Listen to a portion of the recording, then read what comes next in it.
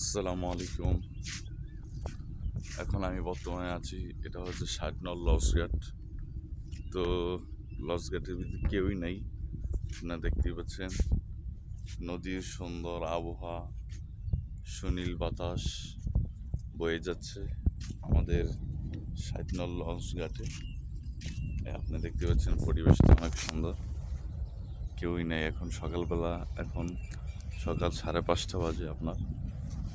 তো লঞ্চ আসবে, আমি একটু আর্লি চলে আসছি, এখন ৬টা বাজে আর কি, ৫:৫০।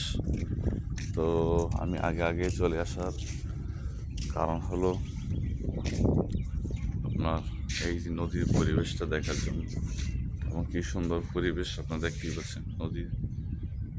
হ্যাঁ, অনেক সুন্দর মাশাআল্লাহ। কারণ এই যে আপনি এই যে সৌন্দর্যগুলো দেখতে পাচ্ছেন, এই যে নদীর সৌন্দর্যগুলো দেখতে পাচ্ছেন, এই সৌন্দর্যগুলা দেখে যখন অটোমেটিক যখন আপনি সুবহানাল্লাহ বলবেন, আল্লাহ পাক রব্বুল আলামিন বলছে কুল সিরফিল আরদ, তোমরা দুনিয়া জমিন হইতে ভ্রমণ করো। এই দেখতে পাচ্ছেন মাশাআল্লাহ, এই যে ভিউটা দেখতে পাচ্ছেন মাশাআল্লাহ মাশাআল্লাহ।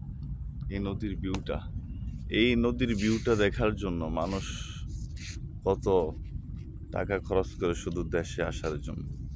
তাই আমরা এতটা আমাদের বাসায় দেখি, তো দেখতে পাচ্ছেন এত সুন্দর ভিউ মাশাআল্লাহ, দেখতে পাচ্ছেন অনেক সুন্দর ভিউ।